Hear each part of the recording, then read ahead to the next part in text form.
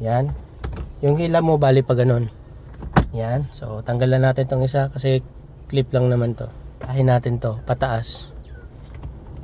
Yan. Hilahin nyo naman dito. Yan. Wala tayong nagamit kahit screwdriver man o ano. Sasaksak lang natin siya dyan. Kasi nga plug and play na siya. Then kunin natin tong bracket na to.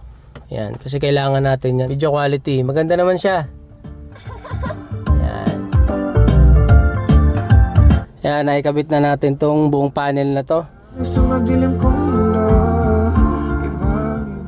So ayan. Sulit na sulit yung budol natin ng 1111. What is up mga pare ko? Magdi-DIY tayo ngayon. Magpapalit tayo ng 2DIN head unit dito sa Toyota Innova natin. Nakikita nyo yung 2DIN natin dito ay yung stock head unit nya pa.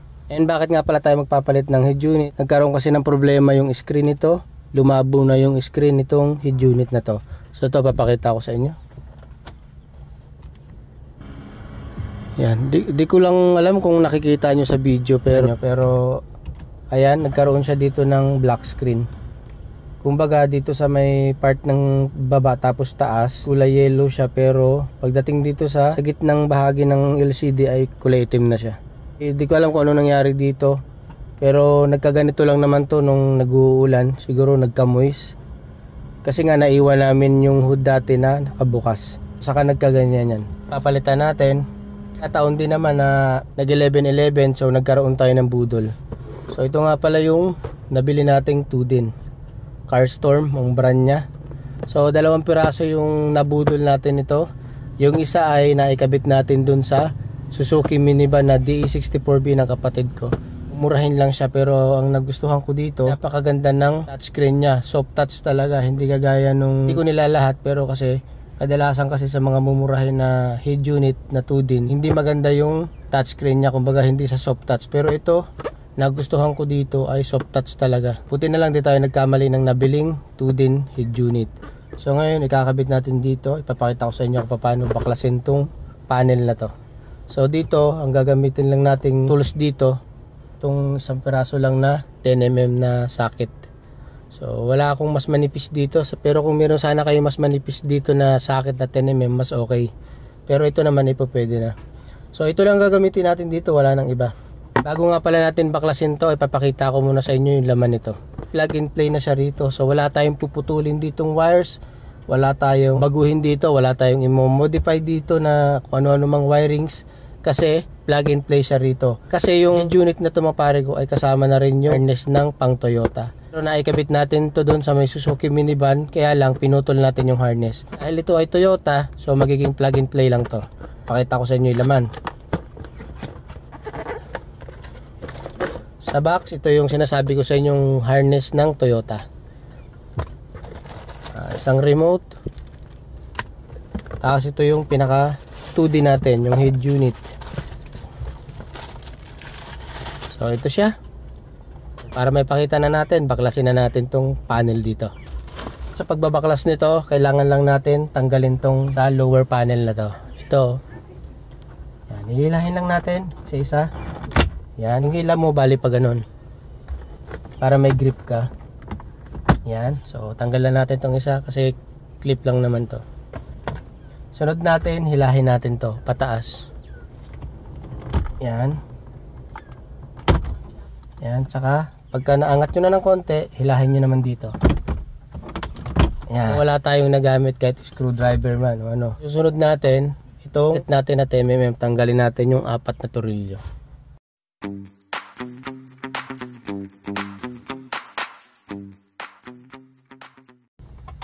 Pang-4. So yun, 4 lang naman yan. Pwede na natin itong hugutin ngayon. Okay. So yun, nahugot na natin. Ito na yung stock natin na head unit. Pwede na natin itong tanggalin. Yan. Ito.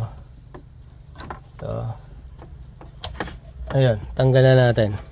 Gagawin lang natin dito ngayon sa harness na to ay sasaksak lang natin siya dyan kasi nga plug and play na siya. Yan.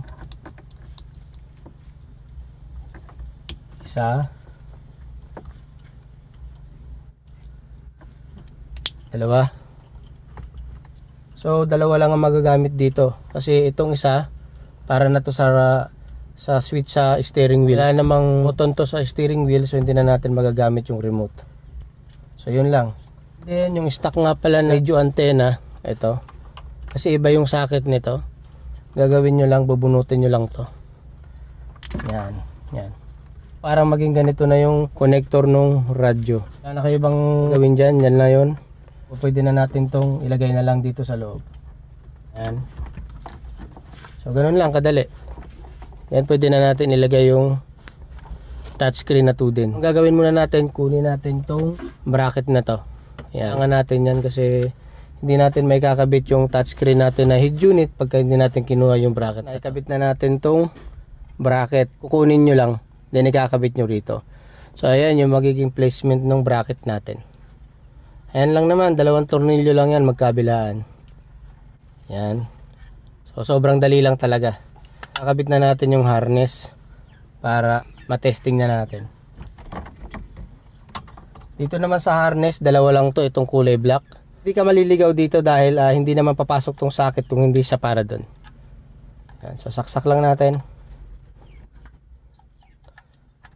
Yan, ganun lang siya kadali. Ayan o, plug and play lang talaga. Isa pang isasaksak natin yung antena. Ito. So bilog na to ngayon dahil hinila natin kanina dun sa mismong stock stereo. Ito. So saksak lang natin yan. Okay. Then pwede na natin tong ibalik. Ganun lang kadali. Okay. Then lagay natin ngayon yung tornilyo.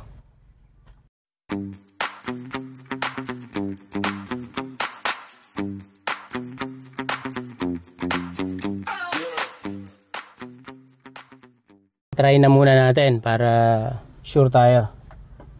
Susi lang natin. Ayun, nagbukas na siya. So ganyan yung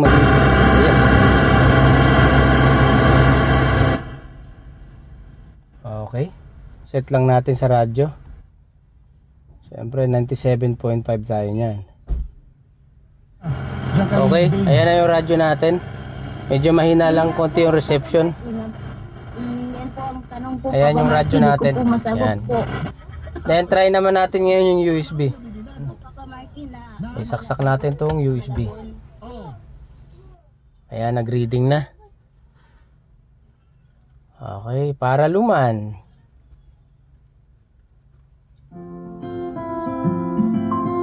Okay, napakaganda ng tunog. Tsaka yun nga, ang nagustuhan ko dito, soft touch kasi to. Kahit alam mong mumurahin lang. Ayan o. Pwede rin palitan yung mga interface nito. Ayan.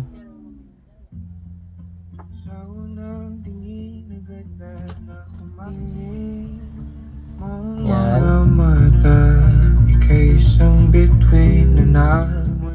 Maganda yung music quality. So yan, try din natin yung video. Mag-play tayo ng video ngayon. Yun nga pala, dahil sa mumurahin lang din naman to, wala siyang GPS, hindi to Android, wala tong Wi-Fi connection, wala rin tong screencasting para dun sa magtatanong. Radio, music player, tsaka movie player, yung MP4 format, tsaka Bluetooth pala. So try natin mag-play ngayon ng video. So gagawin lang natin, stop lang natin to. Magpalit tayo ng USB na may video. Ayan. Kasi walang video yung kaninang USB natin. Okay, dito tayo sa movie. Pambata nga lang pala ito nakalagay dito. Example lang naman eh. So ito yung video quality. Maganda naman siya. Ayan. Oh no! Balik ko lang muna tong mga panel na to. Then balikan ko kayo.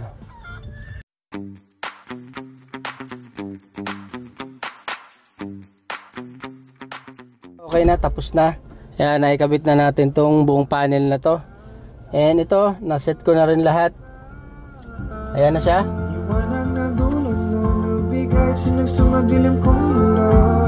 So ayan, sulit na sulit yung budol natin ng 1111. Tsaka pa pwede nyo nga rin pala to lagyan ng backup camera para pagka umaatras kayo, pwede nyo rin lagyan to ng TV Plus para i-stuck kayo sa traffic. So pwede kayo manood ng balita.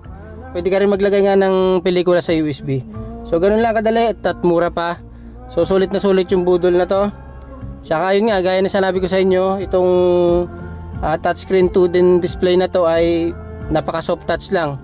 So yun mga pare ko, kung nagustuhan nyo yung video na to, paki-like and share ng video natin, pa-follow ng page, saka subscribe na rin kayo sa YouTube channel natin. Right.